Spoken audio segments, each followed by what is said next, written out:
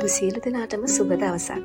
Kelaniya විශ්වවිද්‍යාලය, university college London සහ degree+ ආයතන හා එක්ව සයමසක් පුරාවට O-level විභාගයට මුහුණ දීමට සිටින සිසුන් සඳහා සිදු කළ කැපැසිටි බිල්ඩින් ප්‍රෝග්‍රෑම් එකේදී දරුවන්ගේ ඉගෙනුම් ගැටලු පිළිබඳ පර්යේෂක, මනෝවිද්‍යා උපදේශක සහ මනෝවිද්‍යා චිකිත්සක, දේශක හා ලේඛකවරයෙක් වන ඩොක්ටර් ප්‍රියන්ත නවරත්න මහතාගේ හරවත් දේශනයක් අප ළමයින්ට ලබා දුන්නා. ඒ දේශනයෙන් කොටසක් ඔබටත් ගැනීමටයි අපේ මේ සූදානම.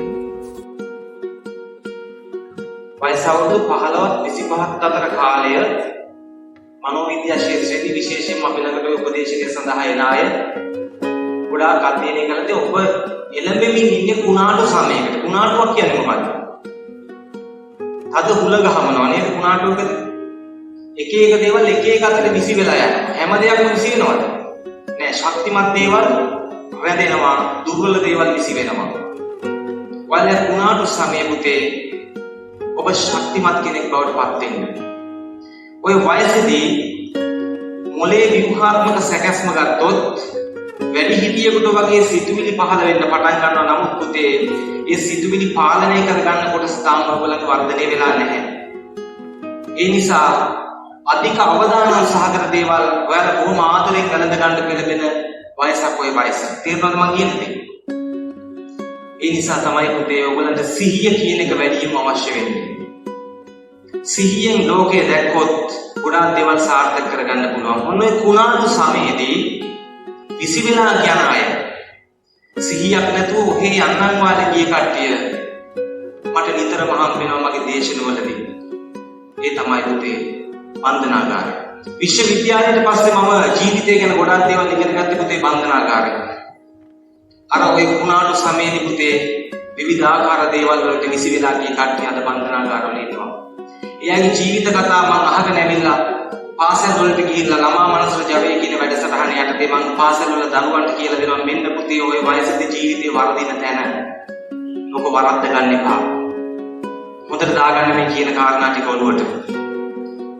ඒ දරුවෝ බන්ධනාගාරයේ ඉන්න දරුවෝ තරුණ දරුවෝ අවුරුදු 15-25 අතර කාලය තුල වෙන විපර්යාසය මම මේ කියන්නේ. ඒ කාලය තුල පුතේ මත්ද්‍රව්‍ය විවිධාකාර දේවල් වලට ඇබ්බැහි වෙලා විනාශ වෙච්ච ජීවිත. ඒ අයගෙන් මම අහලා තියෙනවා කොහොමද පුතේ ඕක වුනේ? ඔන්න යාළුවෝ තමන් එක එක දේවල් යොමු කිරීම තුළ සිද්ධ වෙච්ච අපරාධය ඒගොල්ලෝ අද කතා කරනවා. යාළුවෝ වර්ග දෙකක් අපිට හම් වෙනවා. කවුද? කියන්නේ කවුද? හොඳ යාළුවෝ, නරක යාළුවෝ. අනිත් පැත්තේ අපි ඒකම කියනවා කල්යාණ මිත්‍රයා සහ කවුද? පාප මිත්‍රයා. පාප මිත්‍රයෙක් නරක යාළුවෙක් අඳුර ගන්න විදිය පුතේ මම අද කියලා දෙනවා ඔයගලන්ට. හොඳට ඒක ඔළුවට දාගන්න. නරක යාළුවෙක් අඳුර ගන්න විදිය. මම මේක ගොඩක් තේරුම් කරගත්තේ බන්ධනාගාර ජීවිතෙත් එක්ක. යම් කිසි දවසක ඔයාගේ යාළුවෙක් යම් කිසි යෝජනාවක් කරලා අපි මෙහෙම ගමනක් යන්නේ, මෙහෙම වැඩක් කරමු කියලා මොකක් හරි ඔයාට යෝජනාවක් කරලා පුතේ ඒත් එක්ක මේ යාළුවා කිව්වොත් අපි මේ කරන්න යන දේ අපි දෙන්න කරන්න යන දේ නැත්නම් අපි කට්ටිය කරන්න යන දේ ගෙදර ගිහිල්ලා අම්මට තාත්තට කියන්න එපා.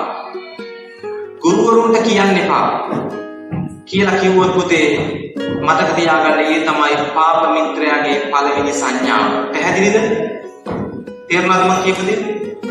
යම්කිසි යාළුවෙක් පුතේ අම්මට තාත්තට යම්කිසි දෙයක් හංගන්න කිව්වොත් ගුරුවරුන්ට හංගන්න කියලා කිව්වොත් අන්න එතන තමයි පාප මිත්‍රයා ඔයාව ග්‍රහණය කරගන්න හදන පළවෙනි අවස්ථාව.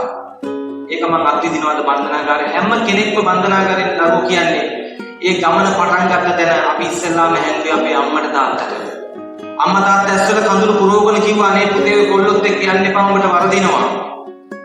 අම්මලා තාත්තලාට දොස් කියලා අපි එදා යාළුවොත් එක්ක ගියේ. අද අපි මේක ඇතුලේ කොටු වෙලා දුක් විඳිනවා හිරගෙදර ඇතුලේ.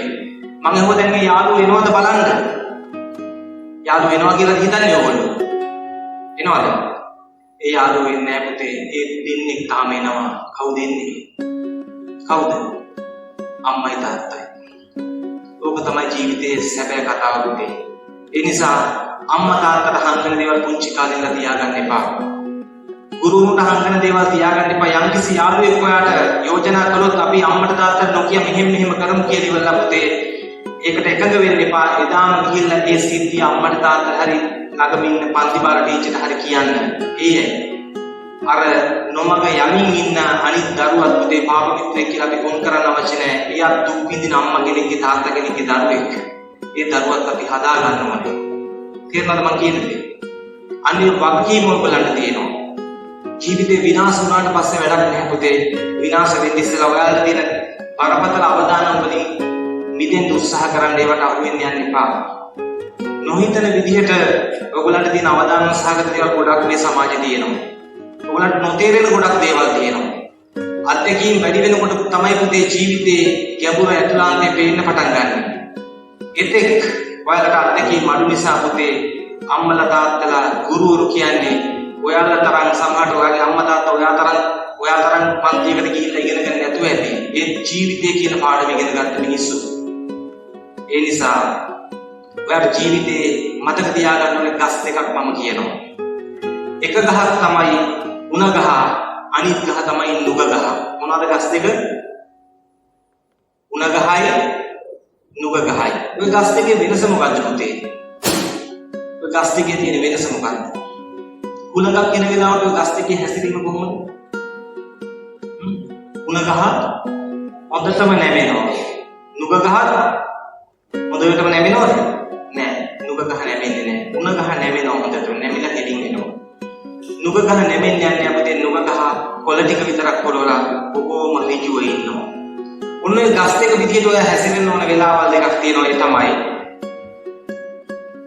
වැඩිහිටියෙක් ජීවිතය කියන පාඩම හොඳට අත්විඳපු අත්දැකීම් බහුල වැඩිහිටියෙක් අම්මා තාත්තා ගුරුවරු යම්කිසි අවවාදයක් දෙනකොට පුතේ ඔයගොල්ලෝ උණ ගහක් වගේ නැමිලා නම්‍යශීලී වෙලා ඒවට අනුගත වෙන්න. ඔය නුග ගහක් වගේ ඉන්න ඕන වෙලාව තමයි මේ සමාජේ ගොඩාක් අය පුතේ විවිධාකාර අද වැරදි කරනවා.